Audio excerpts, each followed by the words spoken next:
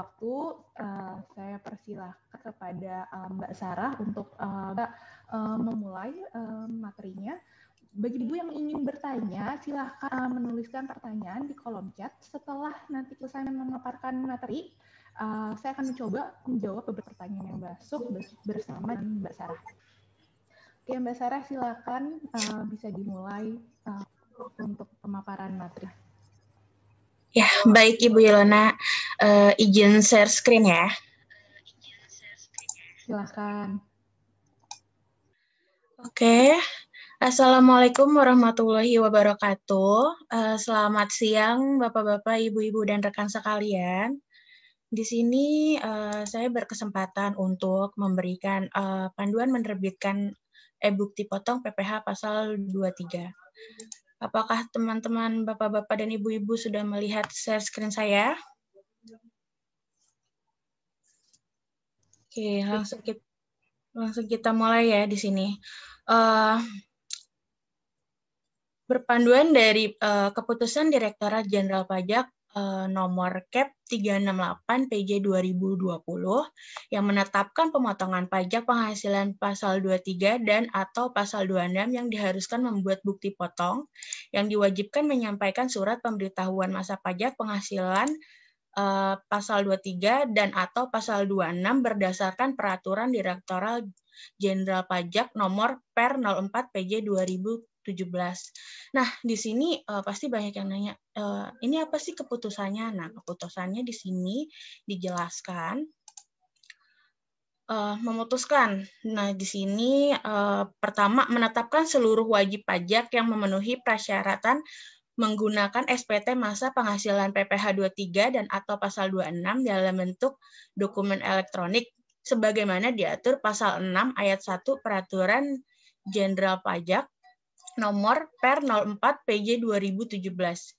Nah, di sini ditetapkan tentang penetapan pemotongan PPh pasal 23. Nah, ini pasal 6 ayat 1 ini tentang apa? Di sini tentang penetapan pajak pasal 23 dan pasal 26 yang diharuskan membuat bukti potong yang diwajibkan menyampaikan surat pemberitahuan masa pajak penghasilan pasal 23 sebagaimana diatur di Per 04 PJ mulai masa pajak September 2020.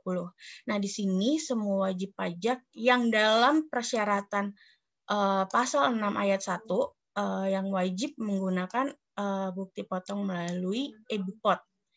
Nah, di sini kita lihat lagi nih pasal 6 ayat 1 ini tentang apa, membahas apa sih gitu. Nah, untuk Per 04 PJ 2017 di sini itu membahas tentang SPT masa PPh pasal 23 dalam bentuk dokumen elektronik sebagaimana dimaksud dalam pasal 3 ayat 1B harus digunakan oleh pemotong yang, nah kriterianya ada di sini, menerbitkan lebih dari 20 bukti potong PPh pasal 23 atau 26 dalam satu masa pajak. Wah Mbak, kita nggak sampai 20 nih Mbak, gimana masih bisa elektronik nggak? Nah, masih ada lanjutannya. Yang B, jumlah penghasilan bruto yang menjadi dasar pengenaan pajak PPh lebih dari 100 juta dalam satu bukti potong. Nah, terus ada lagi, Mbak, bukti potong saya aja nggak sampai 100 juta nih, Mbak, gitu. Saya boleh nggak pakai e-bukpot, nggak pakai elektronik. Nah, ada lagi nih penjelasan lagi di poin yang C. Sudah pernah menyampaikan SPT masa elektronik. Nah, di sini di-highlight sudah pernah menyampaikan masa elektronik. SPT masa elektronik itu di sini tidak dijelaskan untuk yang 21, 23, atau 4 ayat 2. Ketika perusahaan dan wajib pajak yang sudah melaporkan SPT masa elektronik, untuk PPh 23-nya wajib melakukan e-bukpot. Nah, oh gitu ya Mbak. Terus gimana kalau misalkan saya maunya hard copy atau misalkan manual gitu, nggak mau e-bukpot. Nah, di sini juga ada nih pasal 5-nya. Tapi di sini pasal 5, di sini menerbitkan tidak lebih dari 20 bukti potong dalam satu masa dan jumlah bruto itu tidak lebih dari 100 juta. Tapi kalau misalkan sudah pernah melaporkan SPT masa dengan menggunakan yang elektronik, maka kita wajib melaporkan atau memotong menggunakan e-Bookpot 23 ini. Nah, jadi di situ pasti banyak pertanyaan, saya nggak mau pakai e-Bookpot deh gitu, atau saya maunya manual aja gimana. Nah, di situ sudah dijelaskan mana yang boleh menggunakan e-Bookpot dan mana yang tidak boleh menggunakan e-Bookpot di Per 04 PJ 2017. Oke, kembali lagi kita lanjutkan di sini. Nah, sebelumnya untuk bulan Agustus, MESKO juga sudah pernah dijelaskan dengan rekan saya Muhammad Renaldi pada Agustus kemarin untuk keterangan PPh 23-nya. Nah, di sini ada juga tarif-tarif pasal PPh pasal 23-nya juga. Nah, ini untuk bunga dividen royalti hadiah ini ada 15%. Nah, sewa dan jasa ini masuk tarif 2%. Kemudian kalau tidak ada NPWP, ada kenaikan 100%. Ini mengacu pada Undang-Undang 38 Per 2018 Pasal 23. Kemudian perbedaan e-book sama yang ISPT itu apa sih gitu. Nah, kalau e-Bookpot itu, dia aksesnya melalui browser internet. Terus kita bisa login langsung dari DJP online-nya. Terus kalau misalkan pelaporan tuh harus menggunakan internet dan langsung terintegrasi gitu. Jadi kalau misalkan input kita untuk DJP-nya langsung membaca gitu.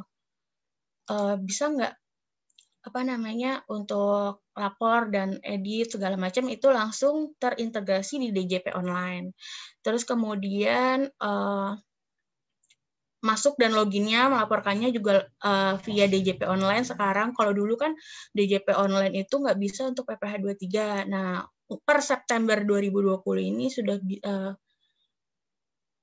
sudah diwajibkan semua melaporkan e-Bookpot melalui DJP online dan situs-situs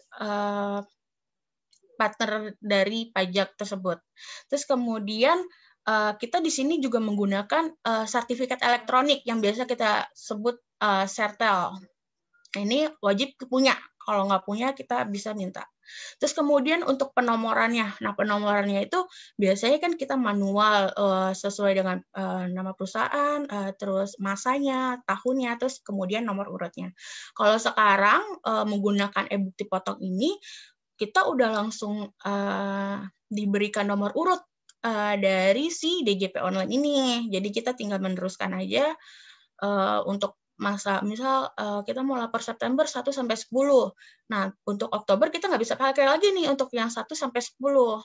Jadi udah diberikan, jadi untuk Oktober ini lanjutin dari 11 sampai seterusnya gitu. Nah, kalau misalkan ISPT, kalau ISPT itu kita harus menggunakan aplikasi SPT PPh 23 lagi.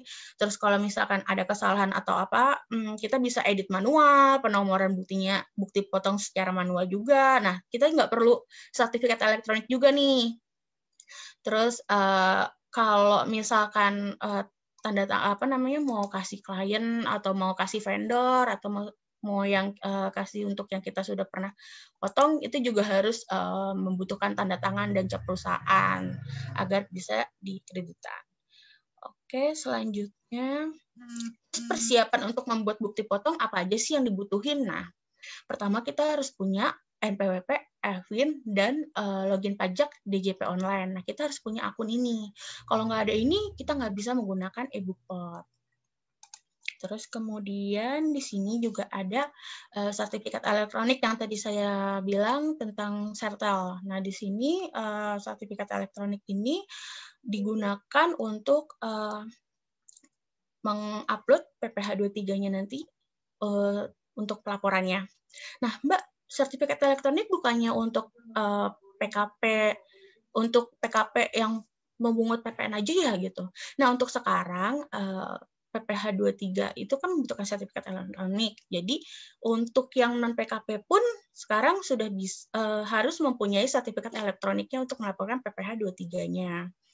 Nah, terus kemudian gimana sih Mbak kalau nggak punya sertifikat elektronik nih gitu. Nah, kalau misalkan nggak punya sertifikat elektronik, kita bisa mengajukan kepada kantor pajak terdaftar kita, terus kemudian bawa formulirnya,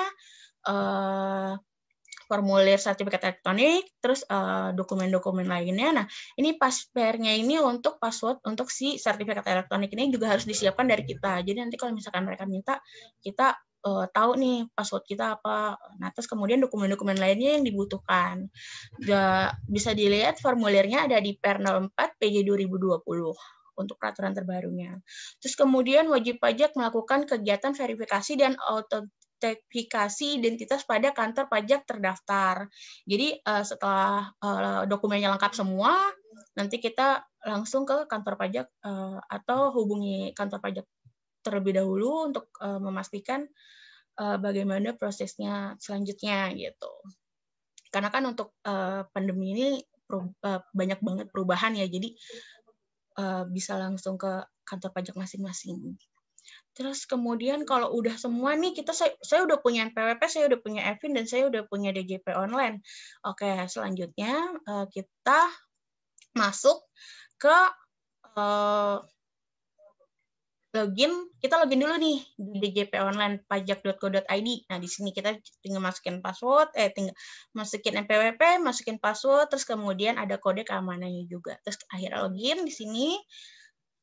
Nah, di sini Mbak, aku nyari mau lapor tapi tempat e-botnya nggak ada nih Mbak, di mana sih Mbak gitu. Nah, biasanya kalau misalkan baru pertama kali melaporkan e-bot, itu biasanya kita harus setting dulu nih. Settingnya di profile, terus kemudian kita pilih di sini aktivasi fitur layanan, terus kemudian di sini ada e-bot PPH 23 atau 26. Nah, ini harus dicentang dulu. Dicentang biar kita tahu ada tempat untuk ada menu untuk e-bookpad PPH pasal 23-nya. Terus kemudian ubah layanan, fitur layanan, terus di-save di sini. Terus kemudian kalau misalkan udah melakukan tahap 4, dia bakal logout sendiri atau keluar, nanti kemudian kita login lagi dari awal. Kemudian, nah, itu udah setting di profilnya tadi, kita login kembali, terus di sini kita langsung cek aja di menu pelaporan, terus kemudian ada pra-pelaporan, terus kemudian kita pilih yang e-book code. Nah, setelah itu akan muncul seperti ini. Ini tampilan untuk pertama kali belum pernah melakukan input bukti potong. Terus, Mbak, aku mau langsung input nih, Mbak, gitu. Kok nggak bisa ya, gitu. Biasanya ada pertanyaan seperti itu. Terus kemudian nggak bisa karena kita harus mengatur dulu nih pengaturan penandatanganan. Jadi kita pilih di pengaturan di sini, pengaturan, terus kemudian penandatangan, terus kemudian di sini. Nah, kita lihat nih penandatangan dan penanggung jawabnya itu siapa untuk PPH 23-nya. Itu bisa dilihat untuk PT di aktenya. Nah, terus kemudian masukin di NPWP-nya. Nah, NPWP-nya ini untuk yang aktif. Kemudian tinggal masukin aja, nanti otomatis di sini dia akan keluar datanya kita. Misal seperti ini. Nah, di sini nih dia langsung keluar di sini. Ini contohnya nama saya, terus kemudian sebagai pengurusnya. Nah, di sini di bawah setelah ini itu ada misalkan saya udah nggak ngurus lagi nih untuk PT ini gitu. Nah, ini bisa dirubah jadi nonaktif. Kemudian masukin lagi NPWP yang terbarunya lagi. Oke, terus kemudian kalau udah semua,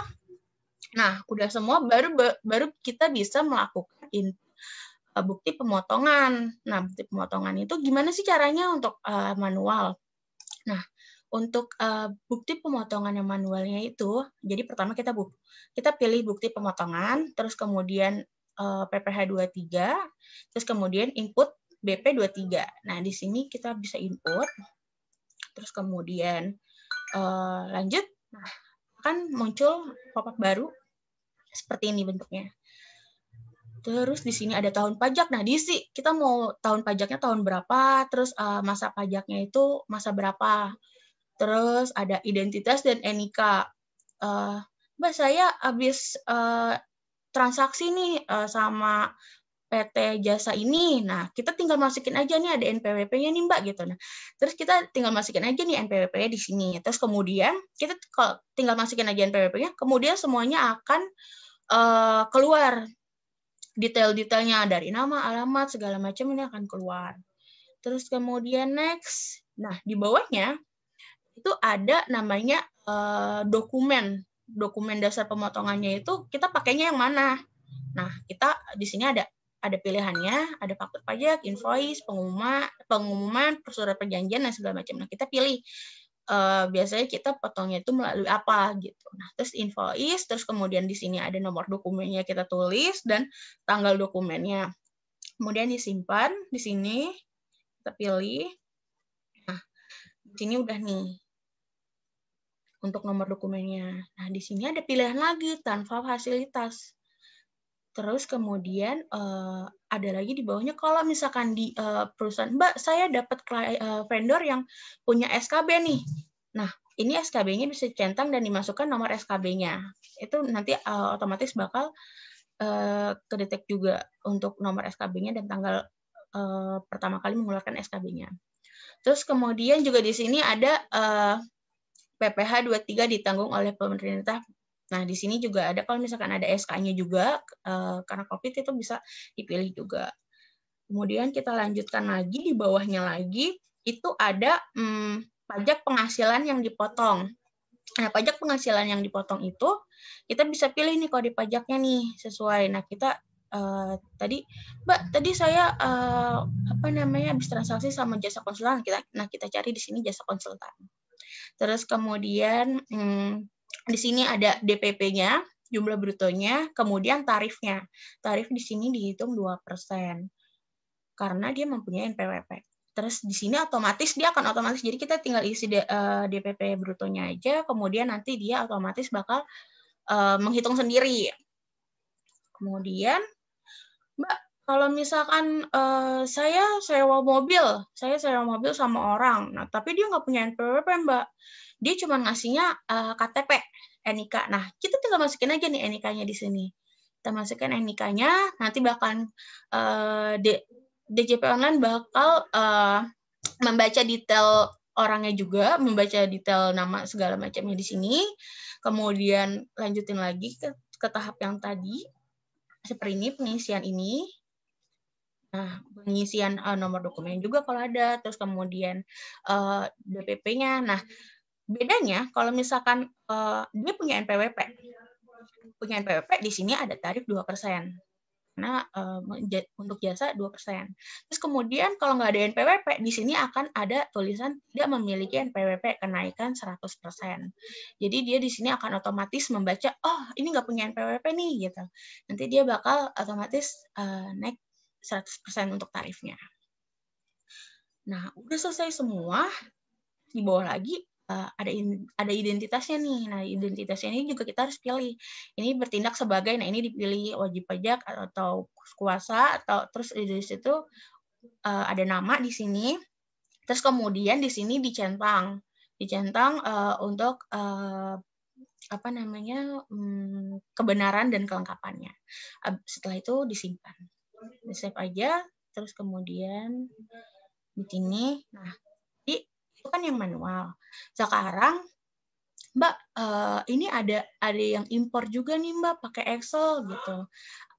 Terus di sini, nah kalau misalkan apa sih bedanya yang manual sama yang impor? Nah, nanti akan saya jelaskan di akhir setelah ini. Di sini kita pilih nih bukti potong yang nomor 1.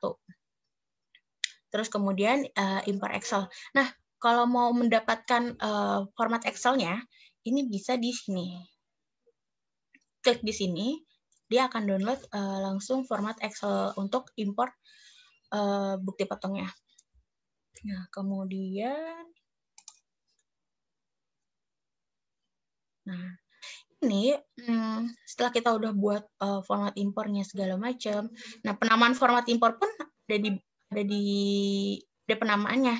Jadi untuk format impornya paling pertama itu penamaannya adalah NPWP tanpa tanda titik dan tanda strip.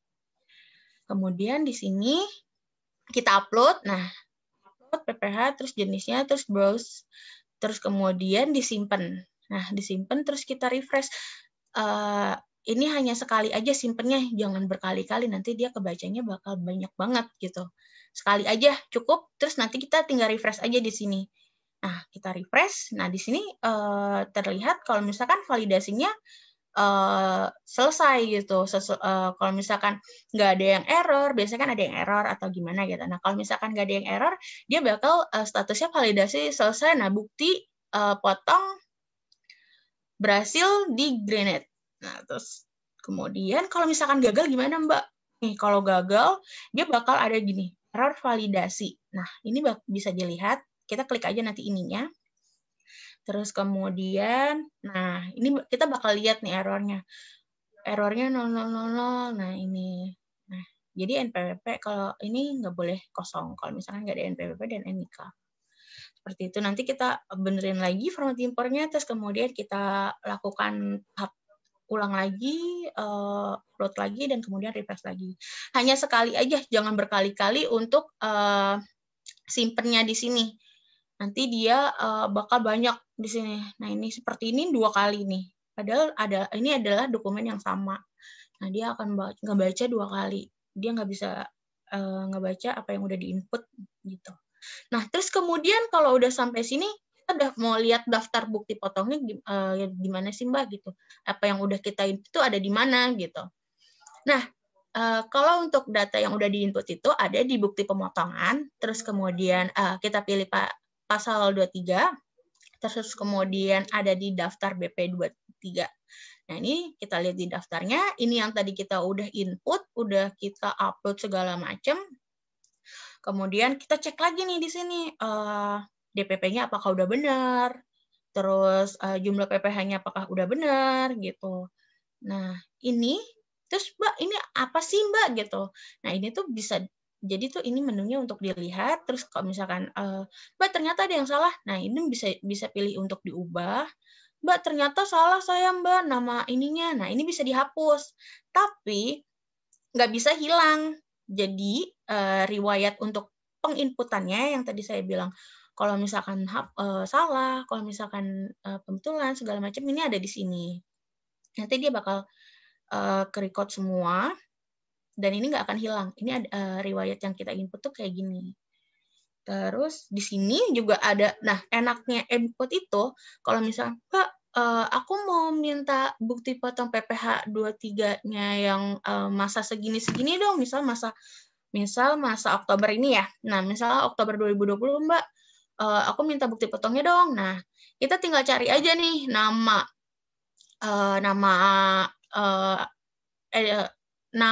si vendornya atau suppliernya itu, terus kemudian kita cari di sini, terus kemudian kita klik ini. Nah, klik ini adalah untuk kirim email. Nah, misal kita mau kirim email ke siapa, nanti keluar untuk email pengirimannya. Jadi gampang banget, jadi tinggal kirim email aja. Terus kemudian, nah kalau udah sampai sini, udah benar semua, gimana Mbak nih daftar pembuatan daftar bukti potongnya? Nah, kalau udah semua, kita pilih SPT masa PPH. Nah, kemudian kita rekam bukti penyetoran. Nah, terus kemudian di sini buat ID billing-nya. Nah, bukti ID billing ini yang kita input tadi. Nah, kita input tadi itu semua udah bener belum sih total PPH-nya? Kalau bener tadi di edit lagi, dibenarkan lagi, terus kemudian kalau udah selesai kita buat kode ID billing-nya, terus kemudian kita bayarkan. Nah, setelah bayar kita dapat NTPN-nya, di sini kita input. Ini kemudian di sini adalah nomor bukti pembayarannya untuk masa ini dan untuk masa ini. Ini semua udah diinput. Terus kemudian kalau kita udah bayar gimana nih Mbak? Kan saya mau lapor nih, kok banyak ya tahapnya. Nah, terus lanjut, kemudian ada di bukti pemotongan. Nah, di bukti pemotongan, terus kita posting ke SPT. Kita posting ke SPT, terus kemudian lanjut lagi. Nah, di sini kita bakal dapat notifikasi Anda akan membuat SPT baru 2020 revisi yang ke-0. Nah, terus kita oke aja. Terus kemudian sini kita cari lagi nih. Nih, SPT PPH masa, kemudian penyampaian SPT pasal PPH 29 pasal 23. Nah, kemudian kita pilih. Nah, di sini kan tadi udah melakukan posting ke SPT. Nah, ini postingan untuk ke SPT-nya. Sini ada daftar SPT yang akan dilapor. Kemudian di sini lihat tahun pajaknya, terus ada masa pajaknya juga. Nah, kemudian ini pajak yang akan di-store-nya udah benar apa belum. Nah, terus kemudian kita lengkapi SPT-nya dulu. Nah, kita cek lagi nih, kita klik lengkapinya, terus kemudian lanjutkan. Nah, di sini akan terlihat lagi identitas yang akan dilaporkan. Jadi kelengkapan SPT-nya udah benar apa belum. Di sini ada SPT masa 23-nya, SSP-nya, bukti pembayarannya, segala macamnya apa udah masuk. Nah, kalau di sini udah masuk, berarti bisa dilanjutkan lagi. Nah, di sini juga ada tanda tangannya, kita harus isi juga. Terus kemudian disimpan. Setelah itu, nih kelengkapannya udah lengkap nih. Nah, berarti nanti kita bisa langsung kita kirim nih, kita pencet kirim kalau misalkan udah selesai, dan di sininya akan berubah juga. Kan di sini harus lengkapi SPT. Kalau misalkan udah lengkap, dia bakal berubah juga, sudah lengkap, siap kirim gitu. Terus tinggal klik dikirim, terus kemudian akan muncul lagi pop-up baru lagi, kita harus ngecek lagi nih. Nah, ini data SPT-nya yang kita bakal laporin semuanya. Nah, ini bisa dicek di sini daftar bukti potong yang udah kita mau laporkan. Jadi berapa aja yang mau dimasukkan. Terus kemudian ini ada totalnya semuanya yang tadi kita input. Terus kemudian jadi ini tadi lampiran 1, ini daftar bukti potongnya. Terus untuk lampiran kedua ini ada di SSP-nya untuk bukti bayarnya. Terus apakah udah masuk? Nah, ini cek. Kemudian ada induk SPT. Nah, biasanya di SPT kan ada induknya juga. Nah, di sini juga ada induknya. Dicek lagi nih, aduh udah bener apa belum ya gitu. Kalau belum, dibetulkan lagi. Terus kemudian kalau udah selesai semua, udah bener semua, kita lanjut. Nah, di sini fungsinya sertifikat elektronik. Kita klik kirim, terus kemudian dia akan minta sertifikat elektroniknya mana nih gitu. Nah, kita cari sertifikat elektroniknya, kemudian kita masukin tadi passwordnya, pas share-nya kita masukin, terus kemudian klik OK. Nah, terus tinggal kirim di sini. Terus kalau udah kirim gimana, Mbak? Nah, pengiriman kita akan dapat notifikasi lagi begini. SPT telah berhasil dikirim. Anda dapat unduh bukti penerimaan elektronik pada halaman dashboard-nya. Terus klik OK di sini. Terus kemudian nanti kita akan dapat bukti pelaporan. Nah, bukti pelaporannya ini akan beda seperti yang biasa-biasanya. Kalau biasanya kan warnanya biru. Nah, ini cuman bukti penerimanya seperti ini. Jadi di sini tetap ada nomor tanda terimanya, terus kemudian ada detail untuk pelaporannya. Nah, ini barcode-nya. Di sini ada barcode dan ada nomor barcode-nya ini. Jadi kita bisa cek di sini apa udah benar laporan apa belum ya gitu. Nah, sudah deh untuk pelaporan Ibu Pot PPH 23-nya. Terus Mbak, tadi apa namanya bedanya yang si manual ini, manual yang input manual dengan input yang impor pakai Excel itu apa sih bedanya nih? Nah, bedanya kalau misalkan input manual, dia itu di sininya.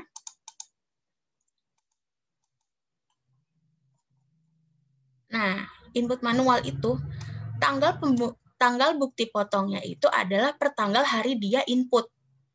Jadi bukan berdasarkan tanggal kita motong atau kita bayar gitu. Nah, ini berdasarkan kita input PPH 23-nya. Terus kemudian kalau misalkan kita ekspor, kita impor dari Excel, itu bukti potongnya itu bakal per tanggal kita mau potong tuh tanggal berapa sih gitu. Nah, akrual biasanya kan kalau perusahaan tuh akrualnya tanggal berapa sih gitu. Nah, ini untuk si impor. Tapi kalau manual itu per tanggal kita input bukti potongnya gitu. Jadi pilihannya masing-masing. Jadi mau manual atau mau input. Seperti itu. Sekian untuk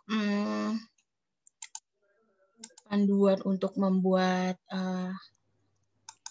e-book pot PPH 23. Jika ada pertanyaan, boleh ditanyakan di kolom chat. Saya kembalikan ke Bu Ilona. Baik, terima kasih banyak Mbak Sarah atas pemaparannya. Bapak Ibu, kalau ada pertanyaan mungkin Bapak Ibu boleh dituliskan di kolom.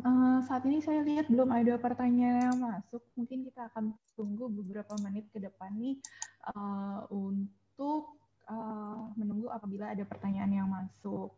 Terkait materi, nanti kita akan posting materi ini di file Google Drive. Mungkin linknya bisa dibantu oleh Mas Syukran ada di sini.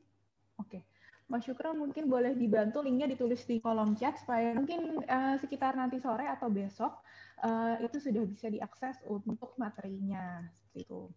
Nah, Mbak Sarah nih, kalau misalnya saat ini masih ada teman-teman UMKM yang masih bingung nih untuk pembuatan e-book pot-nya, itu kira-kira bisa menghubungi siapa ya Mbak Sarah ya? Gimana? Apakah ada layan?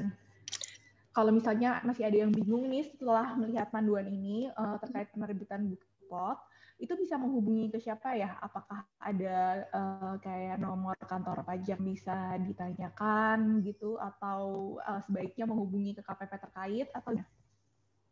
Ya, sebenarnya kalau untuk kita masih bingung nih, kita bisa telepon langsung ke AR-nya untuk minta panduan juga, terus bisa ke kantor pajaknya atau kering pajaknya juga, kita bisa minta tolong ke situ. Oke, jadi bisa menghubungi KPP terkait, terus mencari AR-nya gitu ya, untuk menanyakan gimana cara pembuatan e-book PPH pasal 23. Oke, ini ada pertanyaan yang masuk nih dari Novelia. Mbak Sarah, aplikasi tersebut khusus untuk e-pot pasal 23 sajakah? Apakah ada juga untuk PPH 4 ayat 2? Mana Mbak Sarah?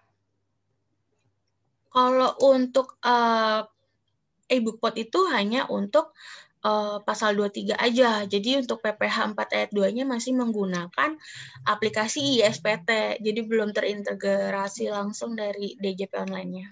Gitu Mbak Nova.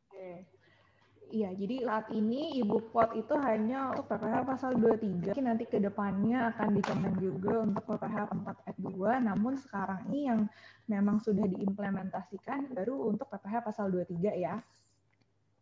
Iya, betul. Oke, lalu ada pertanyaan lagi nih di Halmariton Simanjuntak. Apakah pembetulan bukti potong dapat dilakukan setelah lebih 1 tahun pajak? Kalau untuk SPT lebih dari 1 tahun pajak, untuk pembetulannya, misal ada yang manual, ada yang e-book pot. Nah, kalau misalkan e-book pot, kita pembetulannya menggunakan e-book pot, tapi kalau misalkan untuk yang masih manual, SPT manual, kita menggunakan yang manual gitu. Jadi biar terintegrasi langsung di e-book potnya. Seperti itu sih, Mas Harmaliton. Kalau untuk pembetulan untuk yang dulunya itu kan berarti kalau tahun lalu itu kan masih si ISP menggunakan gitu yang ya. manual. Iya. Nah, berarti pembetulannya pun juga menggunakan yang manual. Betul ya. Kecuali misalnya mau pembetulan masa September. Nah, itu kan sudah menggunakan e-book pot. Berarti pembetulannya juga menggunakan e-book pot. Seperti itu ya? Iya, betul sekali.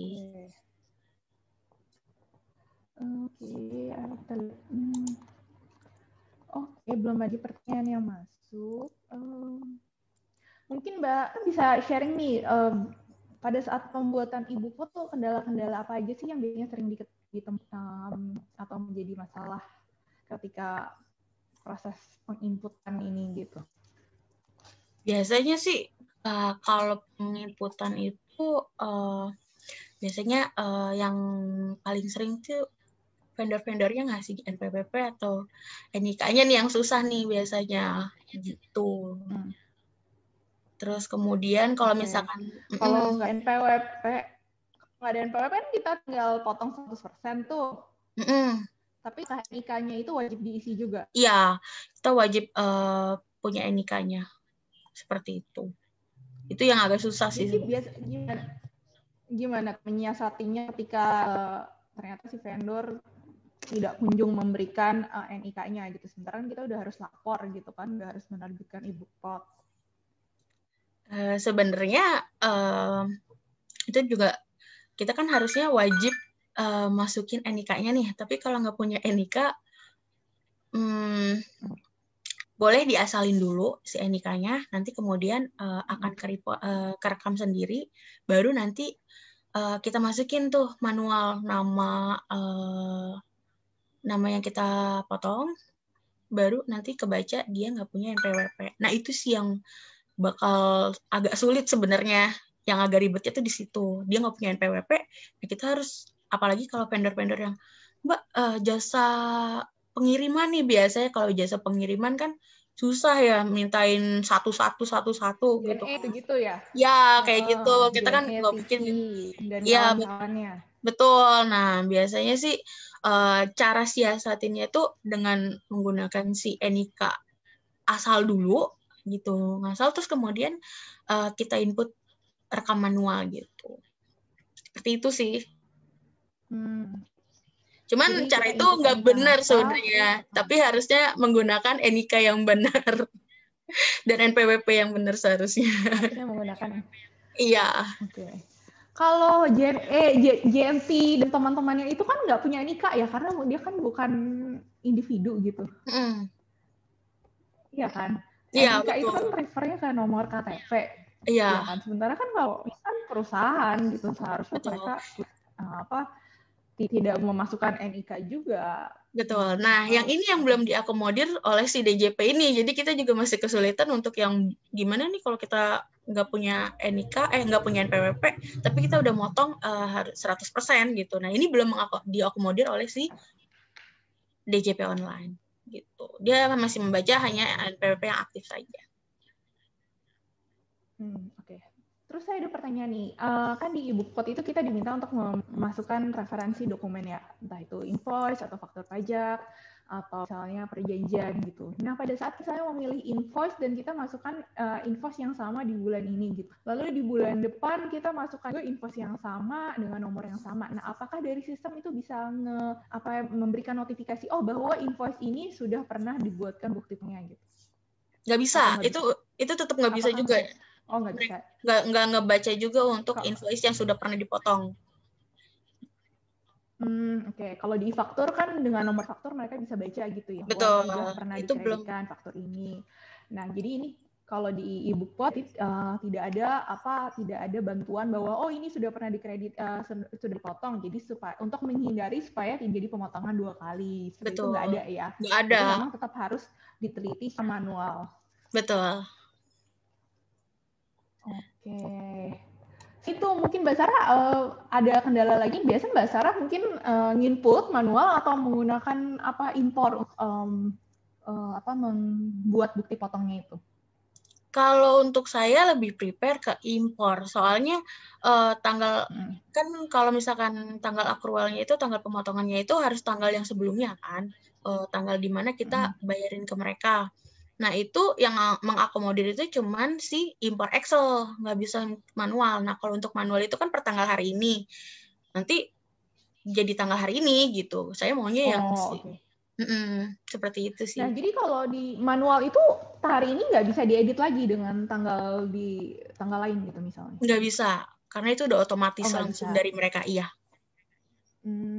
Oke. Jadi dia lebih mengacu ke tanggal penerbitan bukti potong ya. Tanggal penerbitan. Kalau biasanya itu kan kita kalau dulu masih zaman ISPT itu kan menggunakan tanggal pemotongan, bukan tanggal penerbitan bukti potong gitu ya. Iya, betul.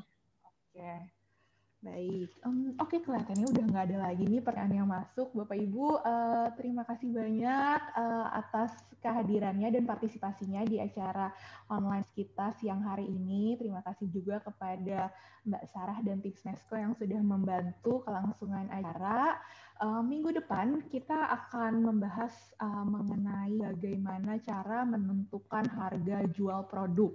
Kita akan kedatangan seorang mentor dari female trainer yang akan membawa 4 kelas berturut-turut terkait membuat bisnis planning, bagaimana menentukan harga, bagaimana membuat anggaran, dan aspek-aspek keuangan lainnya. 4 kelas ke depan akan menjadi 4 kelas terakhir di tahun ini. Jadi Bapak Ibu kalau ingin mengikuti kelas-kelas keuangan, kita hanya akan ada 4 kelas lagi di minggu ini, dan 4 kelas itu akan dibawakan oleh narasumber yang sama, sehingga akan lebih baik apabila Bapak Ibu mengikuti dari topik yang pertama. Walaupun memang topiknya berbeda-beda, tapi karena narasumbernya sama, mungkin akan ada kaitan dengan kelas-kelas berikutnya. Itu aja dari saya atas nama Kementerian Koperasi dan UKM beserta Smesco Indonesia. Saya mengucapkan terima kasih banyak. Sampai jumpa di lain kesempatan. Selamat sore. Sore.